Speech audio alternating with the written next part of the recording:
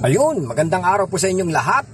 Magandang umaga, tanghali, magandang gabi. So pasensya po pala at medyo na-late tong vlog natin ngayon kasi nga po sabi ko nga po halos araw-araw po ako nag-upload para po maka-reach out po tayo sa maraming nangangailangan ng tulong, especially about relationship. So magandang araw po sa inyong lahat. Salamat po sa pagpasyal. At syempre po bago po ang lahat, ito po muna.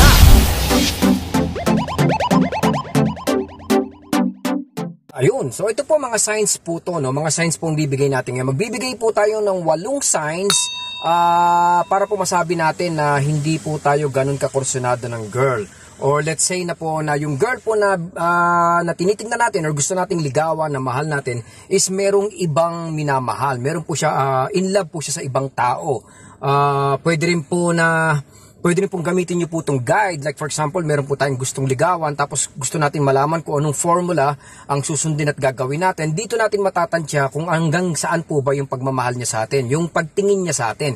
So magbibigay po ako ng 8 importanteng signs na 100% sure para ma-analyze po natin kung saan po tayo lulugar. Okay po yun. So number 1 po.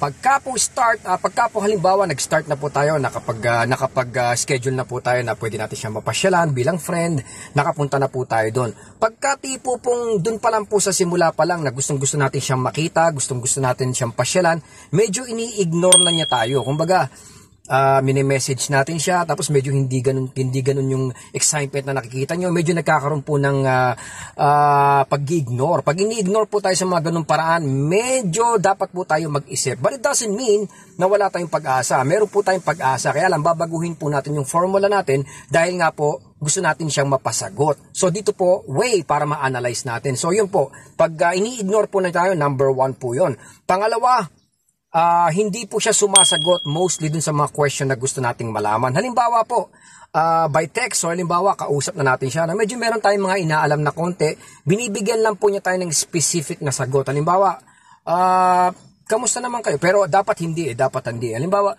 kamusta naman, ano naman, kamusta naman kayo sa work? Diba, tinatanong niyo siya.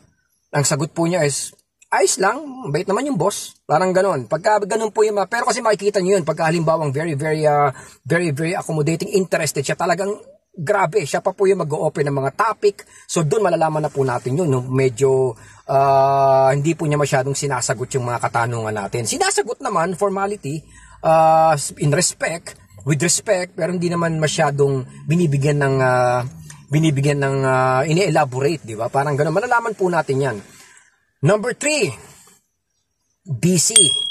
Yan, alam na po natin, familiar po tayo dyan, busy.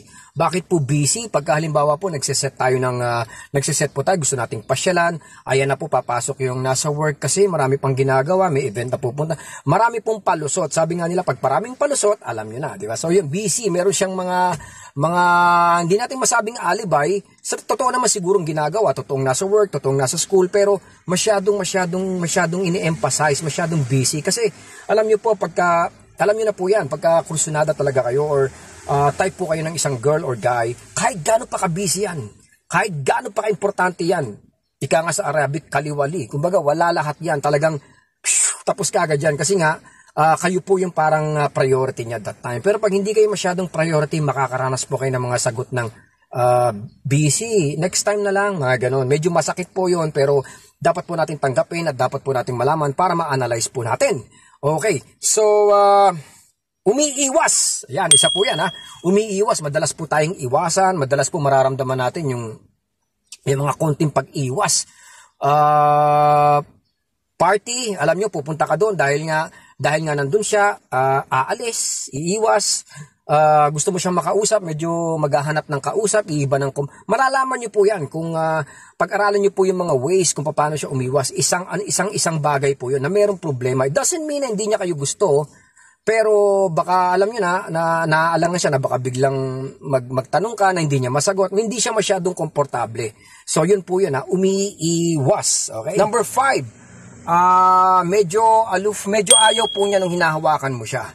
Iwas po siya sa mga contact, sa mga touch. Kasi minsan bilang friends, lalo na pagka minsan hindi natin sinasadya, di ba, napapahawak tayo sa likod or nadidikitan, natatouch natin, ayaw, nahawakan natin sa siko, which is hindi naman po dapat natin ugali yun. Ako, never ko pong ginagawa, maliban na lang kung talagang close ko siya. Pero halimbawa, ginagawa po natin yun, ang nangyayari po doon, makikita nyo po yung pag-iwas niya, nakikita nyo po na hindi siya masyadong madikit. Kasi kung gustong gusto po niya tayo siya po mismo yan, yung mismong humahawak sa mga braso mo, mismong, di ba, alam mo yun, mafe-feel nyo yan eh. Napakadali po niyan maramdaman. So, yun po yun. Yung isa, number 5, is hindi iwas po siya sa mga touching, sa kung ano man, di ba? Okay, number 6 na po tayo. Number 6, hindi po siya nagte-take or nagbibigay ng initiative. Kung halimbawa, pwede po natin testingin yan na napakaganda po nito. Halimbawa, meron po tayong gustong ligawan dahil mahal natin, sobrang in love tayo. Pwede po natin yan pwede po tayo mag-set ng friendly na hangout, makikita kayo. Tapos makikita niyo yan. For example, pwede po ba sa Tuesday, ganitong oras, 6 PM, I'll try na makapasyal po sa inyo. Kung halimbawa ganyan, makikita niyo po yan sa oras na i-deliver, oras na ibibigay. Di ba, mapapansin nyo po, sorry, may nakikita. Okay, sorry po. Makikita nyo po doon na kung talagang gustong-gusto ka niya or talagang kampante siya sa'yo, sorry, kampante siya sa'yo, sorry, 6:30, tatawagan ka niya, nasaan ka na? Uy, nasaan ka na? Bro, nasaan ka na? Di ba, makikita nyo. Pero pag hindi siya nag-i-initiative, wala kayong nakikitang ganun, hindi siya excited na magkita kayo or what, dapat po mag-isip-isip na po tayo ng konti doon. Okay, number 7. Tama po ba ako? Number 7, no? Importante rin po to, grabe. Ask friends. Magtanong-tanong po tayo sa mga kaibigan natin. Mga kaibigan natin, na kaibigan din niya. Meron po yan, yung medyo mapagkakatiwalaan natin. Alamin po natin doon, number 7 na po tayo. Tayo po, pag meron tayong gusto, meron tayong crush, or meron tayong gustong ligawan, very vocal po tayo. Kaibigan, di natin masyadong kakilala, nakakasabay sa MRT, nakakasabay kung saan-saan, di ba? Nakakasabay kung saan-saan. Nagkukwento tayo kasi excited tayo. Minsan nga yung kinukwentuhan natin, wala siyang idea kung sino yung kinukwento mo, pero okay, di ba? Alam mo bro, di ba? Nagkukwento ka. So, alamin po natin kung nagkukwento po yung girl dun sa close din natin, sa kakilala din natin. Pero pag sinabi niya sa'yo, hindi kanya nababanggit, or minsan ayaw kanyang pag-usapan, nagtatanong, pero alam mo na, so dapat i-analyze natin yung mag-isip-isip tayo dun sa number 7 na yun, para makagawa po tayo ng sarili nating formula kung paano natin siya paiibigin, liligawan, di ba? Number 7. So number 8 na po, hindi po siya tumatanggap ng any regalo galing sa'yo. Minsan tatanggap siya, mararamdaman yun kung paano niya tatanggapin, mafe-feel nyo kung paano niya i-accept. Minsan, kahit po sa pag-treat ng pagkain, minsan kahit na milk tea lang iti-treat mo, minsan ayaw pa niya kasi nga ayaw niya mag-expect ka. For example, nararamdaman na niya na manliligaw ka, ayaw niya mag-expect ka. Yung may mga girls kasi na nakakaramdam ng guilt o di ba? Sabi ko nga po, itong vlog na to is hindi lang po dun sa i-analyze nyo yung gusto nyo ligawan. I-analyze nyo rin po, magagamit nyo rin po to. Analyzation tungkol sa girlfriend nyo, kung mahal pa kayo ng girlfriend nyo or meron siyang ibang tinitignan. Di ba? Pag meron siyang ibang tinitignan, itong sign po na to, number 8, napakaliwanag po nito napakaliwanag po nitong number 8 na to. Hindi po siya tumatanggap ng kahit ano. Ayan, malinaw na malinaw po yan merong guilt na nararamdaman yung ating girlfriend or yung ating gustong ligawan, di ba? Number 9, isang sign din po ito, napaka-importante. Nagmamadali po siyang kausap. By phone, nakasalubong mo saglit sa daan, lagi yan nagmamadali, meron siyang iniiwasan, laging ganun, laging siya nagmamadali. Hindi siya kampante, kasi mapapansin niyo naman yung kahit po sa kaibigan, talagang magi-stop yan, makikipag-usap sa'yo, di ba? Pero pag alam niyo parang nagmamadali, may mga alibay, may mga tumitingin sa left and right, nako, sign po yon na nagmamadali at hindi po niya tayo masyadong kursunada that time. Kasi makakaisip po kayo ng formula, as I've said, kung paano niyo po siya liligawan. At sigurado ko, mapapamahal nyo siya. Hindi po nag-e-end yun sa ganun lang. Ito po yung mga signs lang po, 9 signs, para malaman lang po natin kung saan po tayo lulugar dun sa babae, sa girl na gusto nating ligawan. Ayan, napaka-importante po yan mga kapatid.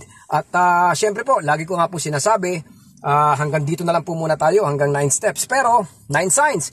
Pero wag po kayong mag-alala, lagi po kayong tutulungan ni Papong. Kung meron man kayong mga katanungan dyan, pwede po kayong mag-comment down below. I-message nyo po ako sa Facebook, Papong TV. Alam nyo na po yan. Pasyalan nyo po ako doon, i-comment nyo po ako para malaman po natin kung saan po talaga ako tutulong sa inyo. Para malaman ko kung saan ko po kayo i-guide sa mga relationship. Huwag niyo po kalimutan na mag-subscribe mga utol, mag-subscribe, mag-share at syempre po i-like niyo na rin po at i-hit niyo na rin po yung notification bell para po updated po kayo sa mga videos natin na parating. O yun, maraming salamat po sa inyong lahat at hanggang sa muli po, saludo po ako mga utol. Yun!